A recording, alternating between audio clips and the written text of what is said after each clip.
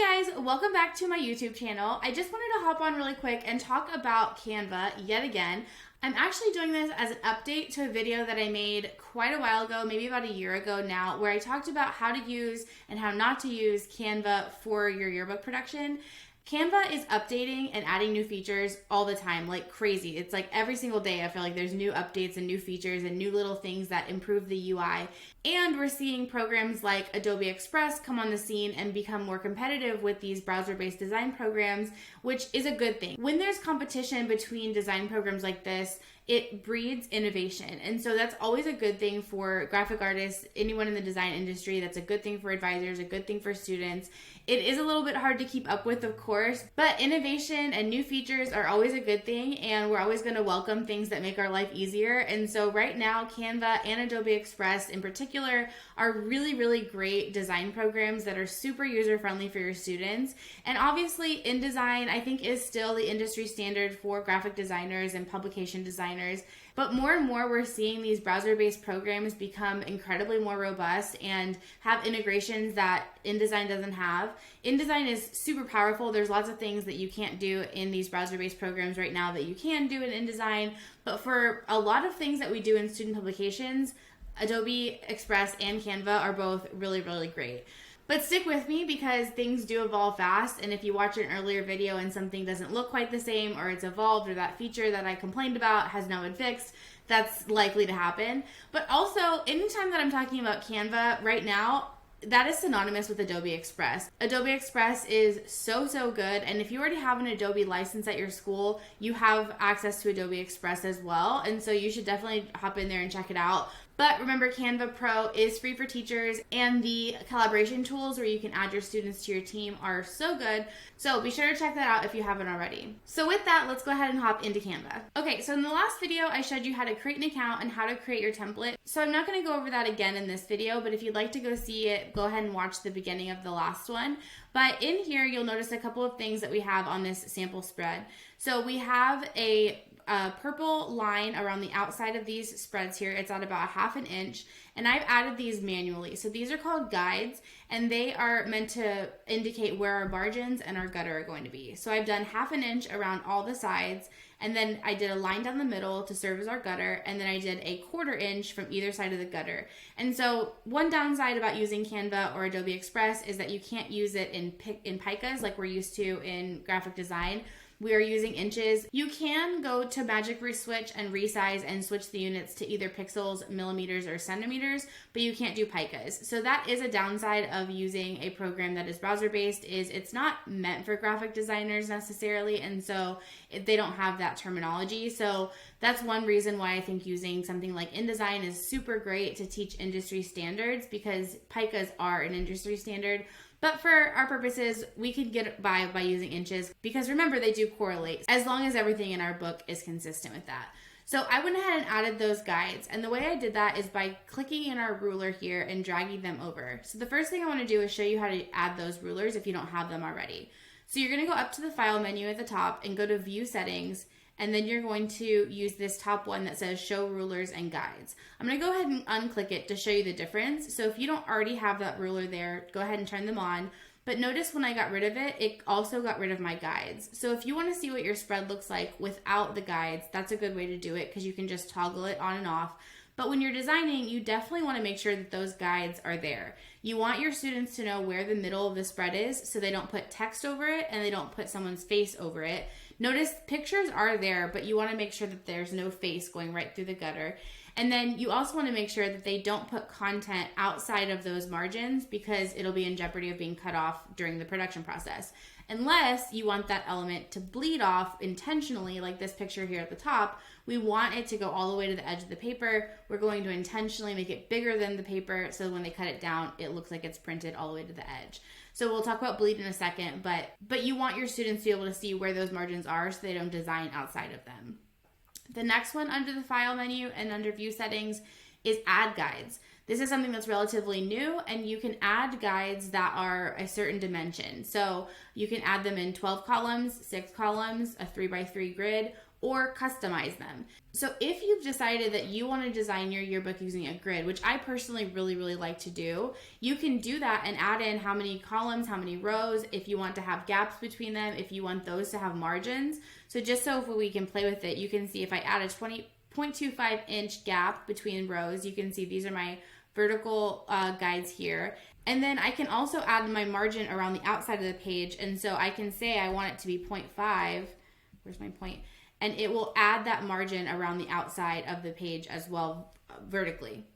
So if you want to have your margins set like that, you can totally do that. The only thing is that this is going to replace your other guides. So if you've already set those up, this will kind of go over that. And then the other thing is that it doesn't put a gutter on there. So if I add in, my grid like this, then the gutter is gone. And so you're going to have to go back and add another guide for that. So for this, it's a size 8. So I'm going to go put it at 8.5. You can see it jumps to that. It snaps to it. So that's really helpful. And your students just need to know to stay outside of that. Now, when your guides are on here, they automatically get added and locked, which again, you can unlock them, but typically you don't want to because you don't want your students to be moving them around. Because as they click on this headline, they're inevitably going to click on one of those lines and move it because there's so many. The other bad part about this is even though it's great for alignment and balance and using the puzzle piece method that I have on my channel as well, it's very distracting. Like there's so many things going on, and in a program like InDesign, they fade to the background, and in Canva at this time right now you can't edit that, and so they are on top of everything, and it's not very easy to see the spread overall without going and turning them off. But because you can just say, hey, take off the rulers and guides. It's not the end of the world, and the guides are super helpful, especially when designing your templates. So maybe you design your templates, and then once you get all of your boxes here like this, then you turn them off. That works out really well. Okay, so the next thing in your view settings is the ability to clear guides, which is also really helpful. So if you are at a point where you need to clear the guides and you don't want them to come back, aside from just turning them off, you can just clear them and that'll get rid of them. It's also really helpful if you have gotten to a point where your guides are unlocked and they have gotten moved around. You can go and clear them and then go ahead and add them back like this, and then you'll get a fresh set of guides, which is so helpful because things do get moved. It happens. It's not the end of the world, but there's a really easy way to get it back, which is really great. Okay, so we talked about adding our margins for our grids, but also I want to show you in Canva that they do have an option that says show margins. I don't love this still in Canva, and I think that you should not use this. You should create your own margins either with your automated grid guides or just a guide in general. But when you hit show margin, it's going to automatically, depending on your file size, set a margin for you. So for this spread, it's a size 8 book template. So the actual finished size of the individual pages is 8.5 by 11. So my 2-page spread is 11 by 17. And so based on that, it's telling me that my margin needs to be an inch all the way around the document. In Canva, as of right now, you can't edit that, and so that's why an inch margin around a yearbook is really large, especially a size 8 yearbook. And so I would not want this to be on my spread to confuse my students that they can't use this space, because I think personally an inch is too big. Unless you have a really specific design aesthetic you're going for where white space is really important, I think you're wasting some space with that. So instead of that setting, I would turn it off and then, like I said, use the grid guides or set your own. So I'm going to go ahead and turn off show margins, and then if we were using our grid, they would already be there. Or you can just drag them over from the ruler and put them right where you want them to be. So because I already have some elements on this spread, it's going to jump to where those elements are. So we're just going to pretend that those are correct. But I would go and add these in the very beginning before you even create your content, instead of vice versa like I am right now. But I like to put my gutter and then my external margins and then an internal margin as well at the very least. Even if you don't use the grid guides, I would definitely put at least these guides on your spread so your students know exactly what is what. Okay, the next thing under your view settings is show print bleed. This is super great to have in Canva. So there's probably going to be elements in your yearbook that you want to bleed off the page, which means that you want the ink of the picture or the background or the design element to look like it's printed all the way to the edge. And due to the nature of the printing process, we can't print all the way to the edge of a paper, so we print it larger and cut it down to make it look like it's printed all the way to the edge of the page. So of course it's natural to think, if you're creating a document outside of a print program, do I need to account for that bleed allowance and add in an 1/8 of an inch around the whole spread? Canva makes this super easy, so you don't have to worry about it. put your finished size as the size that you want for your double page spread. So like I said, in a size 8 book, that's 11 by 17. In a size 9 book, which is a finished size of 9 by 12, your spread would be 12 by 18. And so you don't have to worry about adding in that bleed allowance. All you have to do is turn on this setting. So when you go into your view settings, you just hit show print bleed and it will show it. So it was already on, I just turned it off. So you can see I've designed with this picture going all the way to the edge, but it actually doesn't stop there. It's all the way to the print bleed. And the reason I knew how far to raise it is because that print bleed was turned on. And whenever it's turned on and you export, so you can drop it into your design program, it will be there. If you turn it off and you export, it will cut it off. So make sure that those are always, always, always turned on and you're good to go. So now I have a couple of other little nuanced things that I think are really important to consider when designing parts of your yearbook in Canva. So the first one is flowing portraits. If you're considering designing your yearbook in Canva or Adobe Express, consider how many portraits you have to flow. If you work at a really small school and you want to individually place those photos in and individually type names, you absolutely can. Don't let that stop you, because especially if you only have a couple hundred students, it's really not that much work or that much time to drop those students in manually. But if you work at a school with several thousand students, that is going to be way too cumbersome. And if something gets out of order, if something gets unalphabetized, if there's a student portrait that's missing or a student portrait that's duplicated, there's any number of things that can happen. All you have to do with publisher software is reflow those portraits.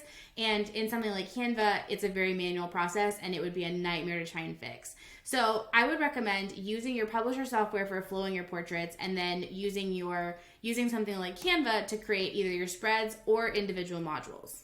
So that brings me to my second point of designing your yearbook entire spreads or individual modules. Honestly, there are yearbook staffs out there that are designing their entire yearbook in Canva and then dropping in all of their spreads as high-res PNGs into their publisher software, because Canva is super user-friendly and a lot of students are already used to it. But there are a couple of things you need to keep in mind when doing this. One is the resolution of your file. So even if you create your document correctly and you put all your stuff in your yearbook spread and you export this and you don't worry about any of the settings, it is not going to look good. Most likely in your yearbook software, your photos are going to be fuzzy, the fonts are really going to be fuzzy, your colors are going to be off, it's going to probably be a mess. So it's really important that when you export your content, you are exporting it with the correct settings. So you're going to want to get confirmation from your yearbook company about how to do this.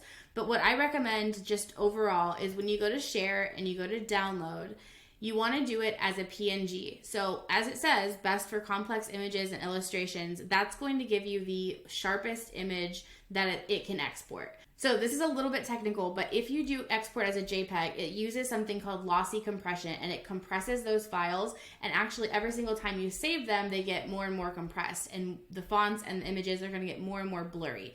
We've all seen this happen where you upload something and it's a little bit pixelated, especially with text. You don't want that. You want it to be super crisp, so we want that to be a PNG. Because most design programs won't let you upload a PDF, we're going to go ahead and select PNG. And then we're going to make sure that we increase our size as big as you can. It is going to take a little bit longer to download, but we want that resolution to be as high as possible. And this is actually a downside too of Canva, is you don't have complete control over your download settings. You just have a slider that tells you the size of the image. So we want that to be as high as resolution, because we can always shrink something down, but we can't make things bigger. So we want to make sure when we take this out of Canva and put it into our design software, it's going to be at the highest quality it possibly can be. Also, obviously, make sure you don't hit compress file for a lower quality. You want it to be the highest quality possible, and then you're going to hit download.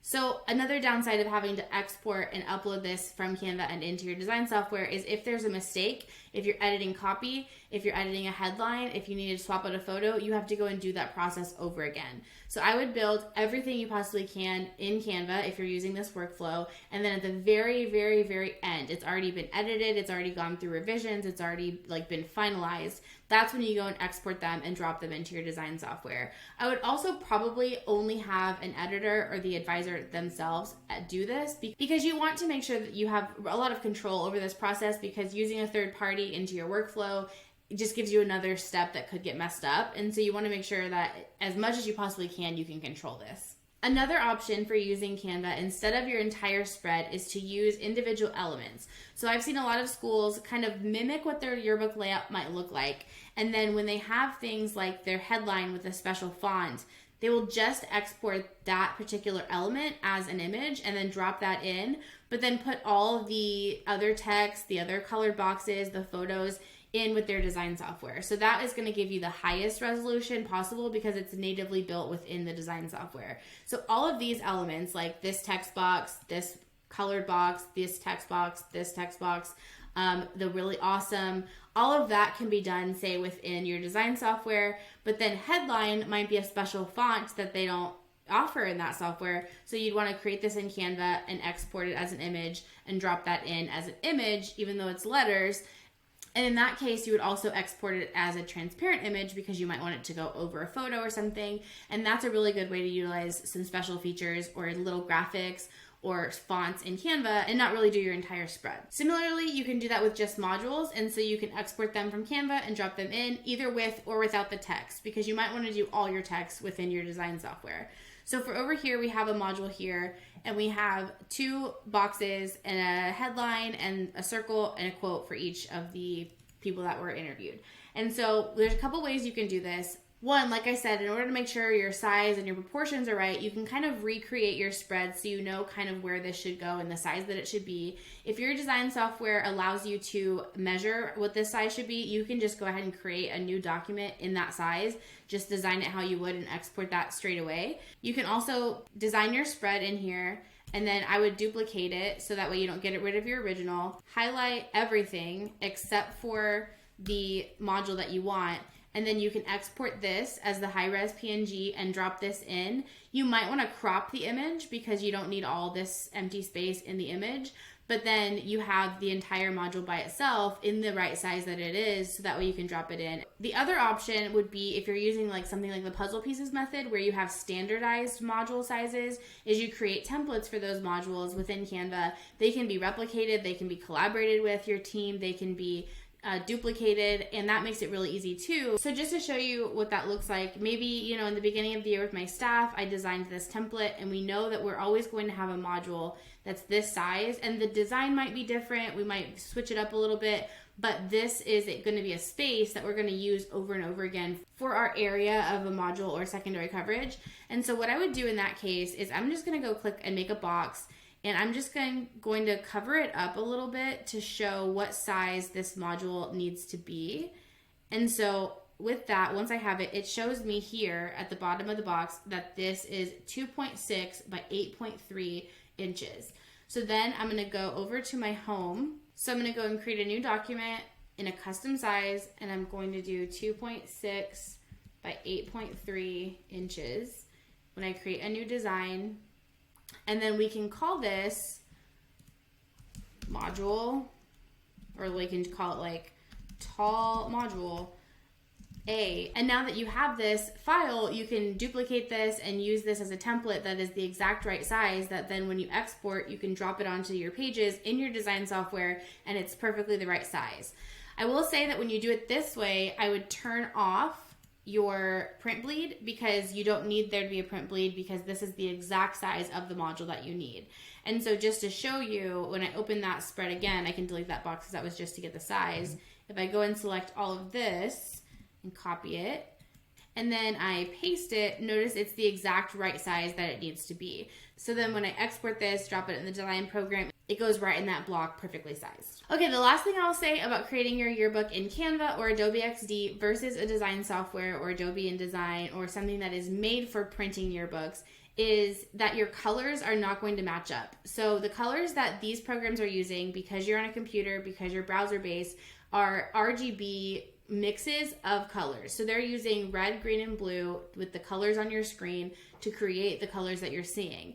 Print software uses CMYK because they're using ink colors of cyan, magenta, yellow, and black to create the colors. And so when you have two different systems creating the colors, they're not going to be 100% the same when you print them out. So what I would recommend, and this is really advice for any yearbook production in general, is once you have your style guide kind of determined, your colors, your fonts, get a sample print and do it with images on that sample print from both Canva and from your design software to see how far apart they are in color. It can be a particularly large challenge when you're printing blues because they lean cool or warm, so they lean green or purple, and so matching those colors can be really, really challenging. So it's another thing you need to keep in mind if you're designing in both programs simultaneously is that your colors might not match up perfectly. So if you're doing something like matching your spread to the dominant color, then that's not going to matter so much. But if you're using very specific, these are our 4 or 5 colors in our book, and you're using both programs to determine them, you want to definitely make sure you get a press check and you look at those pages printed on the paper that your yearbook is printed on to be able to see how they match up or if they don't. So that's it for now. I'm actually in the process of creating a little mini course about how to use Canva in terms of how to set it up, how to add your teams, how to collaborate, and some different tips and tricks and templates. Unfortunately, that project has taken a little longer than I had originally anticipated, but if that's something you're interested in, I would love to know that, but also specifically, like, what information do you need to know so I can make sure to include that in the content of the course. So stay tuned for that. There'll be more information coming out sometime soon. But until then, happy yearbooking, and I will see you guys in the next one. Bye!